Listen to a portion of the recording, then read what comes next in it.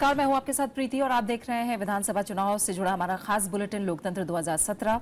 आइए शुरुआत करते हैं हेडलाइंस के साथ। उत्तर प्रदेश में आखिरी दो दौर का प्रचार तेज। प्रधानमंत्री और कांग्रेस उपाध्यक्ष की दो रैलियां। अखिलेश यादव की 7 जनसभाएं। मायावती सोनभद्र में करेंगी प्रचार।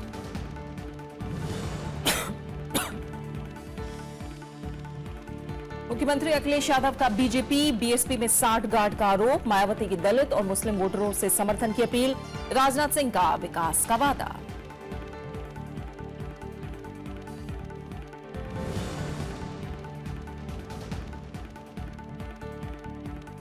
इम्फाल रैली में राहुल गांधी ने की नगा समझौता सार्वजनिक करने की मांग। बीजेपी अध्यक्ष ने मणिपुर सरकार पर लगाए भ्रष्टाचार के आरोप। कांग्रेस के विरोध में आया यूनाइटेड नगा काउंसिल।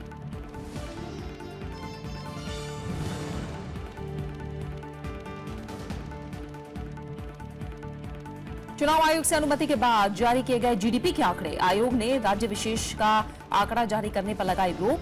चुनावी राज्यों में मतदाताओं पर असर पड़ने का अंदेशा।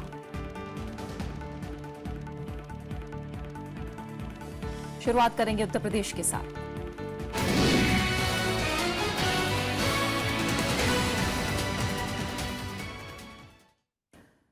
उत्तर प्रदेश चुनाव में बाकी बचे दो दौर के लिए सभी पार्टियों ने पूरी ताकत झोंक दी है। सभी दलों के बड़े नेता छठे और 7वें दौर के लिए प्रचार में जुटे हैं। बीजेपी के लिए तमाम वरिष्ठ नेताओं के अलावा प्रधानमंत्री नरेंद्र मोदी ने भी चुनाव प्रचार में जुटे हुए हैं। प्रधानमंत्री आज उत्तर प्रदेश में 2 रैलियों को संबोधित करेंगे। वो आज महाराजगंज और देवरिया में बीजेपी उम्मीदवार के पक्ष में रैली करेंगे। समाजवादी पार्टी के राष्ट्रीय अध्यक्ष और प्रदेश के मुख्यमंत्री अखिलेश यादव आज भी धुआंधार चुनाव प्रचार करेंगे। अखिलेश यादव के आज देवरिया में 5 और मऊ में 2 जनसभाएं होंगी। मंगलवार को मणिपुर दौरे के बाद कांग्रेस उपाध्यक्ष राहुल गांधी आज फिर उत्तर प्रदेश के दौरे पर हैं। आज राहुल गांधी की कुशीनगर जिले में 2 रैलियां होनी हैं। कांग्रेस पार्टी के उम्मीदवारों के पक्ष में प्रचार करने के लिए कांग्रेस नेता गुलाम नबी आजाद भी जुटे हैं। आज उनकी गोरखपुर में चुनावी जनसभा होनी है। वहीं कांग्रेस के प्रदेश अध्यक्ष राज बब्बर और वरिष्ठ नेता प्रमोद तिवारी महाराजगंज और गोरखपुर में जनता से कांग्रेस प्रत्याशियों के समर्थन में वोट देने की अपील करेंगे। बहुजन समाज पार्टी प्रमुख मायावती आज सोनभद्र में जनसभा करेंगी। 4 मार्च को छठे दौर में 7 जिलों की 49 सीटों के लिए वोट डाले जाने हैं, जबकि 7वें और आखिरी दौर में 7 जिलों की 40 सीटों के लिए 8 मार्च को मतदान होगा। अलापुर विधानसभा सीट पर 9 मार्च को मतदान होगा। अब तक प्रदेश की 403 में से 313 सीटों पर मतदान का काम पूरा हो चुका है।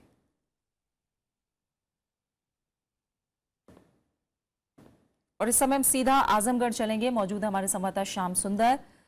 श्याम, जिस तरह से छठे दौर में पूर्वांचल के तमाम हिस्से मौजूद हैं और जिस तरह का प्रचार हमें देखने को मिल रहा है, ऐसा लग नहीं रहा है, कहा यह नहीं जा सकता कि सिर्फ समाजवादी पार्टी गठबंधन ही स्टेक पर लगा है क्योंकि सबसे ज्यादा सीटें उसके पास थी। प्रचार को देखकर लग रहा है कि हर दल ने इसे अपनी प्रतिष्ठा का दांव बना लिया है। आप ज्यादातर सीटों पर कोशिश ये हो रही है कि त्रिकोणीय लड़ाई हो। आप अगर समाजवादी पार्टी की बात करें तो 2012 का रिकॉर्ड ये जरूर बताता है कि आजमगढ़ की 10 में से 9 सीटें समाजवादी पार्टी ने जीती थी। सिर्फ 1 सीट मुबारकपुर की बहुजन समाज पार्टी के खाते में गई थी। लेकिन इस बार समाजवादी पार्टी के लिए बहुत मुश्किल चुनौती खास तौर पर बहुजन समाज पार्टी की तरफ से पेश की जा रही है और कुछ सीटों पर यहाँ पर भारतीय जनता पार्टी भी बहुत मजबूती के साथ लड़ती हुई नजर आ रही है। इसीलिए हम देख रहे हैं कि जिस तरह के चुनाव प्रचार हो रहे हैं उसमें अखिलेश यादव जो है वो लगातार ये कोशिश कर रहे हैं कि उनका जो परंपरागत वोट बैंक रहा है, चाहे वो आप यादव वोट बैंक की बात करें ओबीसी में जो आते हैं या फिर आप अल्पसंख्यक मुसलमान मतदाता की बात करें, उनके लिए ये एक बड़ी चुनौती है कि वो परंपरागत उनका वोट बैंक जो रहा है राज्य में और खास तौर पर आजमगढ़ में वो इंटैक्ट रहे, जिससे कि वो अपनी सफलता को फिर यहाँ पर दोहरा पाएं जो उनकी जीत के लिए बहुत जरूरी है। लेकिन अगर बहुजन समाज पार्टी की बात करें तो उनकी पूरी कोशिश है कि यहाँ पर दलित मतदाता के साथ साथ वो मुसलमान मतदाता मतदाता को भी अपने पक्ष में कर पाएं। और यहाँ पर जो राष्ट्रीय उलेमा काउंसिल है, एक राजनीतिक पार्टी 2011 में बनी थी, उन्होंने पीछे चुनाव भी लड़ा था और कुछ इलाकों में उनको अच्छा वोट 30 से 35 हजार वोट तक मिला था। उन्होंने बहुजन समाज पार्टी को समर्थन की घोषणा की है। और अगर ये पार्टी राष्ट्रीय उलेमा काउंसिल अगर किसी हद तक भी मुस्लिम मतदाता को इन्फ्लुएंस कर पाती है बहुजन समाज पार्टी के पक्ष में, तो समाजवादी पार्टी के लिए परिस्थितियां थोड़ा सा मुश्किल हो सकती हैं। अच्छा श्याम, हम जानना चाहेंगे, जितना आजमगढ़ का दौरा आपने किया, समाजवादी पार्टी के पास सिर्फ अपने गढ़ होने का दम भरने के अलावा और यहाँ क्या दिखता है? क्या विकास की बात वो कर सकती है? जिले में क्या समस्याएं हैं, क्या मुद्दे हैं और क्या हाल है विकास का, थोड़ा समझाइए। देखिए, अगर विकास की आप बात करें कि समाजवादी पार्टी ने यहाँ पर क्या काम किया है, तो अतरौलिया विधानसभा सीट आजमगढ़ जिले में पड़ती है। वहाँ पर हमने देखा कि 100 बेड का एक नया अस्पताल बनाया गया है। सड़कों की हालत निश्चित तौर पर सुधरी है, ये सभी लोग यहाँ पर मानते हैं, और पावर सप्लाई भी इम्प्रूव हुई है। लेकिन अगर आप मुसलमान मतदाताओं से बात करें, जो लगातार समाजवादी पार्टी को ज्यादातर चुनावों में वोट करता रहा है, 2014 में जब नरेंद्र मोदी की लहर उत्तर प्रदेश में थी, 73 लोकसभा सीटें भारतीय जनता पार्टी की तरफ गई थी, उस वक्त में भी आजमगढ़ ने मुलायम सिंह यादव को यहां से चुनाव जिताया था और उसमें मुस्लिम मतदाताओं की काफी बड़ी हिस्सेदारी रही थी। लेकिन जब यहां पर मुसलमान मतदाताओं से हम बात करते हैं तो दो बड़े मसले उनके सामने आते हैं। एक तो आजमगढ़ की जो छवि बनाई जाती है, अभी हमारी शिबली कॉलेज जो 1883 में स्थापित हुआ था, यहां पर हमारी कुछ लोगों से बात हो रही थी, तो उनका यह कहना था कि जब आजमगढ़ के नौजवान या आजमगढ़ के लोग बाहर जाते हैं आजमगढ़ से, तो होटल में चेक इन करने तक में दिक्कत होती है। इस तरह की ब्रांडिंग आजमगढ़ की गई, जो कि तरक्की पसंद लोगों का शहर रहा एक वक्त में। कैफी आजमी जैसे शायर यहां से हुए। आज आजमगढ़ की जो इमेज बनाई गई है, जो छवि बनाई गई है, वो उनको बहुत कष्ट देता है। और जो जिन पार्टियों पर भरोसा मुसलमान मतदाता करता रहा है, ये उनकी जिम्मेदारी थी कि इस इमेज को कम से कम बदला जाए। हालांकि इस चुनाव में ये मुद्दा उस तरह से चर्चा में नहीं है, लेकिन ये कहीं ना कहीं उनके दिमाग में जरूर रहता है कि उनके साथ ये एक तरह की नाइंसाफी है। दूसरी बात, जो रोजगार के मोर्चे पर बात होती है, उसमें भी खासतौर पर अल्पसंख्यक मतदाता ये महसूस करता है कि उसकी जो हिस्सेदारी होनी चाहिए थी समाजवादी पार्टी के पिछले 5 साल के राज में, शायद वो हिस्सेदारी उनको नहीं मिल पाई है। लेकिन हाँ, जो दिखने वाला विकास आमतौर पर जिसको कहा जाता है, बिजली, सड़क, पानी की अगर बात करें, तो उस पर समाजवादी पार्टी काफी हद तक आजमगढ़ के कुछ इलाकों में, कम से कम जैसे मैंने अतरौलिया का जिक्र किया, कुछ ऐसे मसले हैं जिन पर लोग मानते हैं कि अखिलेश सरकार ने कुछ अच्छा काम भी किया है। बहुत बहुत शुक्रिया श्याम, इस मसले को पूरी तरह से हमें फिलहाल समझाने के लिए और इस जानकारी को हम तक पहुंचाने के लिए फिलहाल बहुत बहुत शुक्रिया। और प्रचार की बात करें अगले 2 दौर के लिए, तो वाराणसी में राहुल गांधी और अखिलेश यादव का साझा रोड शो अब 4 मार्च को होगा। हालांकि अभी तक रोड शो का रूट तय नहीं किया गया है। ये रोड शो पहले 2 बार स्थगित हो चुका है। पहले 11 फरवरी को रोड शो का आयोजन किया जाना था, लेकिन रविदास जयंती के मौके पर शहर के मंदिर में भक्तों की भारी भीड़ को देखते हुए इसे स्थगित कर दिया गया था। इसके बाद 27 फरवरी को रोड शो की तारीख तय की गई, लेकिन कुछ वजहों से इसे भी टाल दिया गया। प्रधानमंत्री नरेंद्र मोदी के संसदीय क्षेत्र में 8 मार्च को मतदान है। मुख्यमंत्री अखिलेश यादव ने मंगलवार को आजमगढ़ समेत 7 चुनावी रैलियां की। इस मौके पर मुख्यमंत्री ने दावा किया कि बीजेपी ने खुद को उत्तर प्रदेश में सरकार की दौड़ से बाहर मान लिया है। आजमगढ़ में मुख्यमंत्री के निशाने पर प्रधानमंत्री नरेंद्र मोदी रहे। मुख्यमंत्री ने आरोप लगाया कि प्रधानमंत्री दुनिया भर में घूमते हैं, लेकिन उत्तर प्रदेश के लिए आज तक कुछ नहीं लाए। मुख्यमंत्री ने कहा कि वो नोटबंदी और विकास के मामले में प्रधानमंत्री के साथ खुली बहस चाहते हैं। मैंने प्रधानमंत्री जी, बीजेपी के लोगों से कहा कि कम से कम जहां कार्यक्रम हो आपका, जिस जिले में कार्यक्रम हो, कम से कम ये बता करके जाए कि उनकी सरकारों ने और उनके लोगों ने क्या जनता के लिए फैसला लिया है। और 3 साल गुजर गए, कोई फैसला बताने की हिम्मत नहीं जुटा पा रहा। मुख्यमंत्री ने कहा कि प्रधानमंत्री और उनकी पार्टी पहले कहते थे कि 300 सीट जीतेंगे, लेकिन अब वो खुद कह रहे हैं कि राज्य में गठबंधन सरकार बनने जा रही है।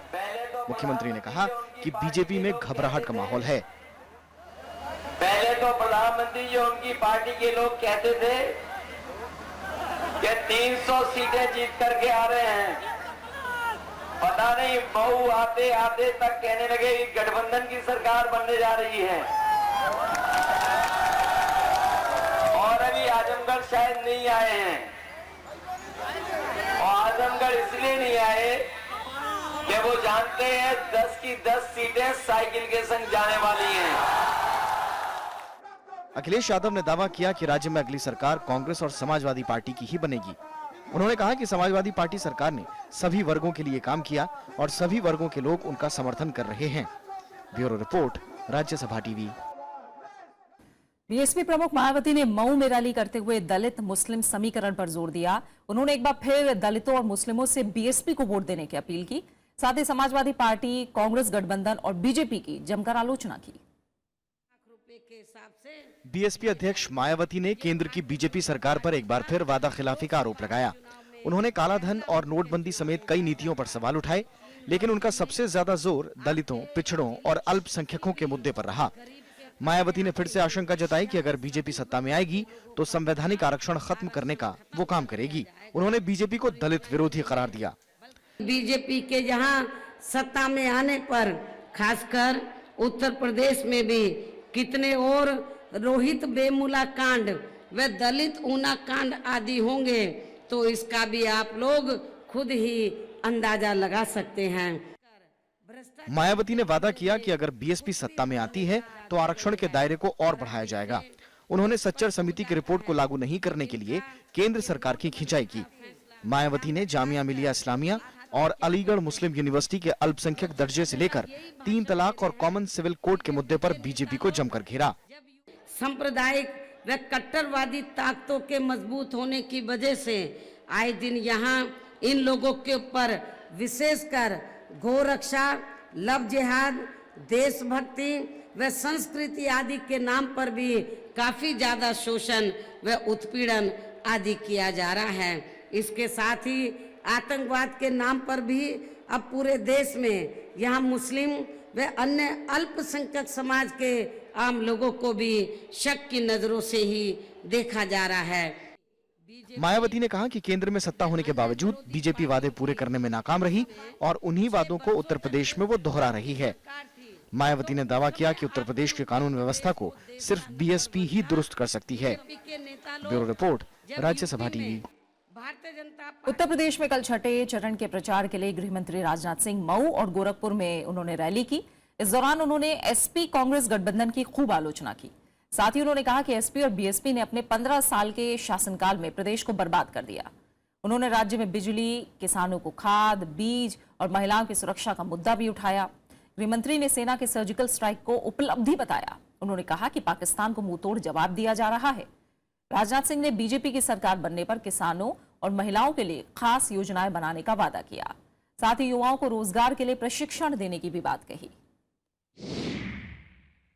यदि सचमुच हिंदुस्तान के किसानों की आमदनी को हम 2022 तक दोगुना करना चाहते हैं, इसके लिए जरूरत यह है कि किसानों के ऊपर जो भी फसली ऋण हो उस ऋण को माफ कर दिया जाना चाहिए। आज मैं आप लोगों को यह विश्वास दिलाकर जाना चाहता हूं, जिस दिन भारतीय जनता पार्टी की सरकार बनेगी, बहनों भाइयों, 15 दिनों के अंदर हमारे किसानों ने जो फसली ऋण लिया है उसे एक कलम की नोक और एक बूंद स्याही से माफ कर दिया जाए। मंगलवार को आरजेडी प्रमुख लालू प्रसाद यादव भी उत्तर प्रदेश के चुनाव समर में उतरे। उन्होंने पिंडरा में कांग्रेस समाजवादी पार्टी गठबंधन प्रत्याशी अजय राय के पक्ष में चुनाव प्रचार किया। अपने भाषण में लालू यादव ने प्रधानमंत्री नरेंद्र मोदी को घेरा। उन्होंने कहा कि उत्तर प्रदेश विधानसभा चुनाव में बीजेपी की पोल खुल गई है।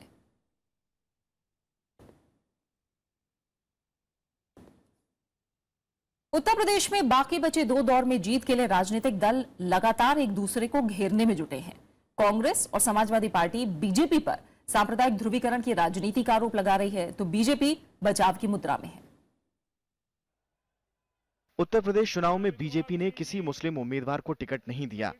इस पर विपक्षी दल बीजेपी पर लगातार तंज कस रहे हैं। समाजवादी पार्टी ने बीजेपी की कथनी और करनी में अंतर बताया। एक तरफ बजरंगी मुसलमानों को गाली देते हैं, कहते हैं मुसलमान हमको वोट देते नहीं, हम टिकट क्यों देंगे। दूसरी तरफ भाजपा के कुछ नेता इस तरह की बात करते हैं। प्रधानमंत्री जी ईद और दिवाली की बात करेंगे, शमशान घाट और कब्रिस्तान की बात करेंगे, तो इनकी बातों से समझ लीजिए कि इनकी विचारधारा क्या, इनकी सोच क्या, इनका मकसद क्या है। बीजेपी के कई नेताओं की ओर से मुसलमानों को टिकट देने की पैरवी के बीच कांग्रेस ने भी मामले में चुटकी ली है। कांग्रेस के मुताबिक बीजेपी के भीतर इस मामले पर आम राय नहीं है और जीतने लायक उम्मीदवारों का बहाना जनता को रास नहीं आ रहा। कि भारतीय जनता पार्टी की शुरुआत से लेकर अंत तक सब कुछ जाति धर्म पे आधारित होता है, नफरत पे आधारित होता है, घृणा पे आधारित होता है, और उन्होंने ठीक पीड़ा दर्शाई है। क्या ऐसे लोग नहीं है जो जीत सकते हर धर्म से? उन्हें देना चाहिए था। अगर नहीं दिया है तो उन्होंने जो एक नारा दिया था, हम सबको साथ लेके चलेंगे, उसका खुला उल्लंघन। वहीं बीजेपी ने एक बार फिर फैसले का बचाव किया है। बीजेपी सांसद और पार्टी के फायर ब्रांड नेता योगी आदित्यनाथ के मुताबिक टिकट देने का फैसला पार्टी संसदीय बोर्ड करता है और बीजेपी की रणनीति सबका साथ सबका विकास की है। किसी भी पार्टी के द्वारा टिकट वितरण पार्टी के लिए जिताऊपन और पार्टी के अंदर टिकाऊपन की शर्त पर होता है। भारतीय जनता पार्टी के संसदीय बोर्ड ने जो निर्णय लिया है, हम लोग सब उसके साथ में हैं। और टिकट का मतलब ये नहीं होता है कि जिसको टिकट नहीं मिला है उसको सरकार नहीं पूछेगी। हमने पहले विकास, सबका साथ सबका विकास, हमने जो योजनाएं केंद्र में मोदी जी की सरकार ने जो योजनाएं लागू की हैं, उस सबके विकास के लिए की हैं। बीजेपी पर सांप्रदायिक ध्रुवीकरण का आरोप बीएसपी भी लगा चुकी है। हालांकि बीजेपी हर बार जीतने लायक उम्मीदवार नहीं मिलने का हवाला दे रही है। प्रदेश में बाकी बचे 2 चरणों में पूर्वांचल की सीटें शामिल हैं, जिन पर जीत के लिए राजनीतिक दलों के बीच आरोप प्रत्यारोप तेज हो गए हैं। Bureau report, Rajya Sabha TV. और अब बात मणिपुर की।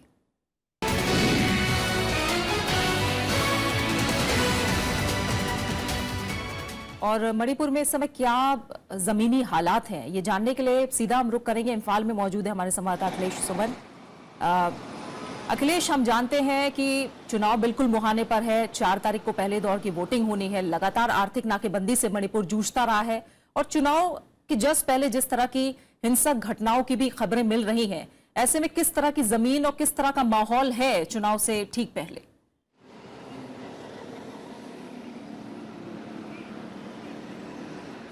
देखिए प्रीति, चुनाव में थोड़ी बहुत हिंसा होती है और मणिपुर में, चूंकि मणिपुर एक विशेष तरह का राज्य है जहां की कई तरह के इंसर्जेंट्स, विद्रोही समूह काम कर रहे हैं, तो वैसे में इस तरह की हिंसा कोई बहुत ही खास बात नहीं है। बहुत ही चिटपुट हिंसा है और इसका चुनाव पर कोई असर नहीं पड़ रहा है। जहां तक कि प्रचार का कहें तो आप देख रहे हो कि नरेंद्र मोदी प्रधानमंत्री खुद यहां आ चुके हैं। कल राहुल गांधी यहां थे, कांग्रेस उपाध्यक्ष, और अमित शाह जो बीजेपी के प्रेसिडेंट हैं वो भी लगातार मणिपुर में बैठे हुए हैं। उसके अलावा प्रकाश जावड़ेकर केंद्रीय मंत्री, राम माधव जो हैं उनके पार्टी के इंचार्ज, वो हैं यहाँ।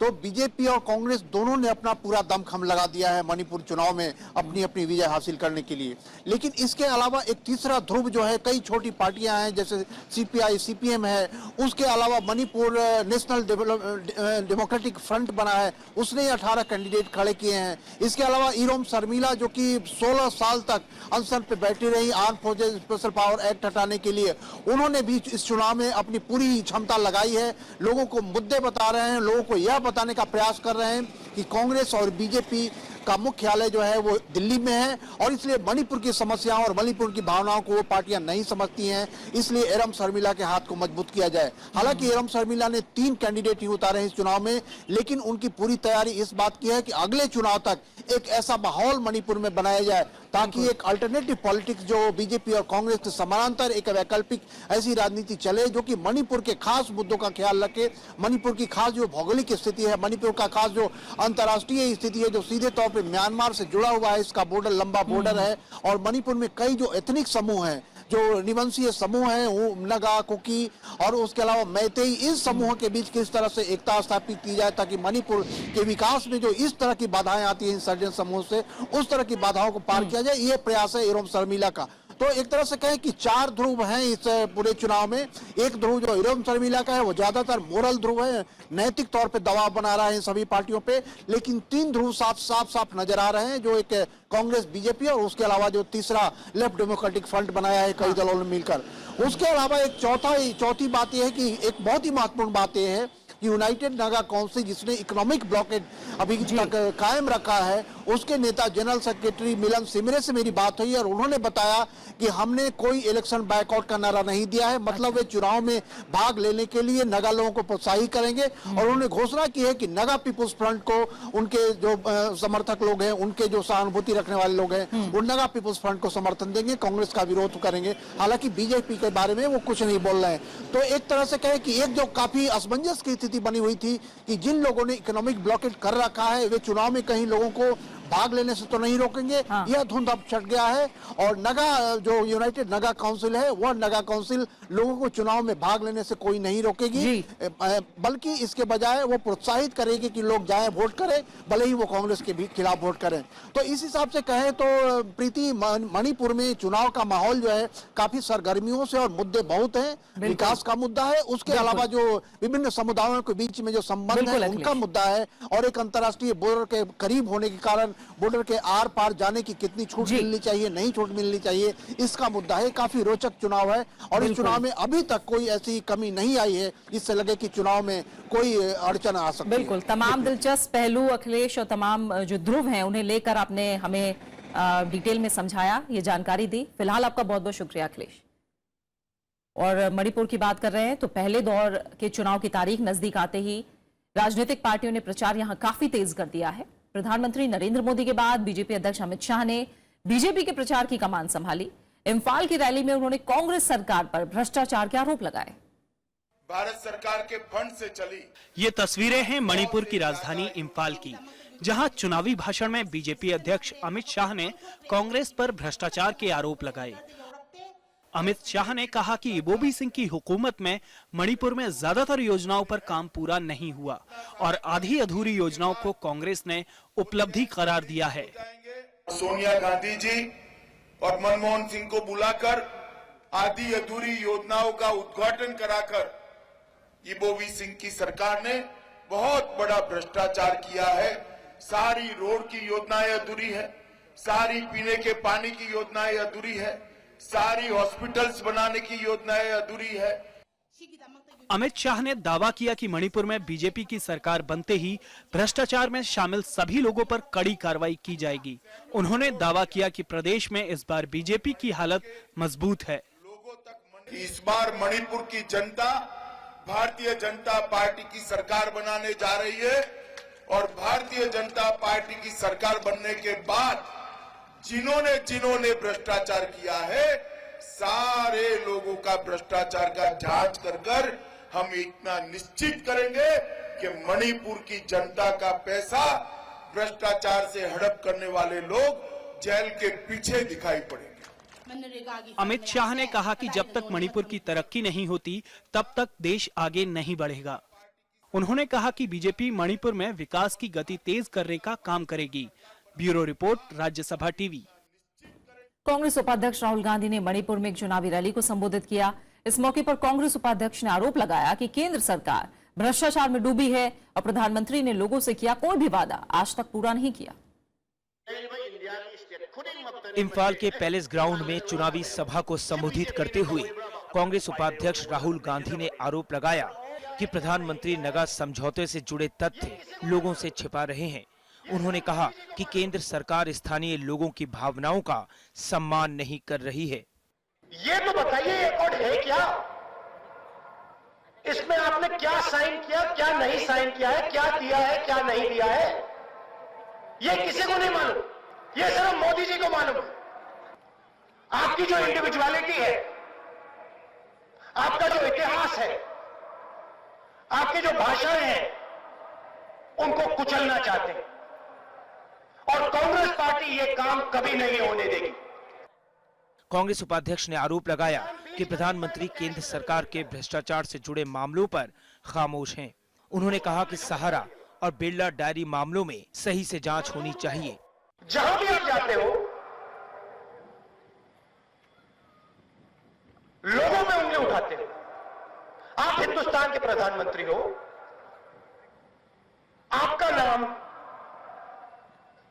इन डॉक्यूमेंट्स में निकला है, इनके बारे में आपने इंक्वायरी क्यों नहीं की? कांग्रेस उपाध्यक्ष ने कहा कि प्रधानमंत्री रोजगार और विकास को लेकर बड़े बड़े दावे करते हैं, लेकिन हकीकत में उन्होंने कुछ नहीं किया। राहुल गांधी ने कहा कि वो चाहते हैं मेड इन मणिपुर सामान दुनिया में अपनी पहचान बनाए।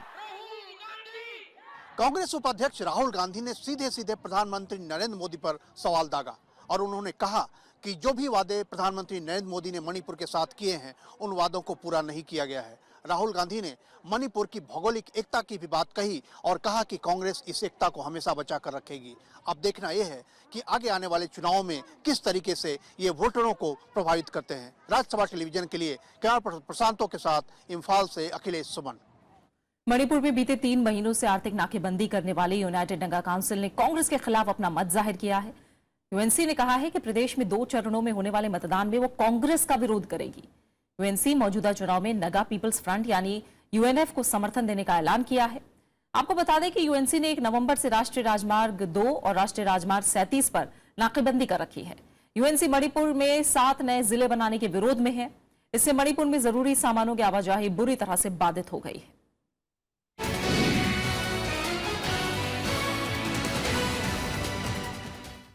मंगलवार को तिमाही जीडीपी आंकड़े जारी कर चुके केंद्रीय सांख्यिकी कार्यालय यानी सीएसओ को चुनाव आयोग ने विधानसभा चुनाव के दौरान किसी राज्य विशेष का आंकड़ा जारी करने से रोक दिया ताकि आंकड़ों से मतदाताओं पर प्रभाव न पड़े।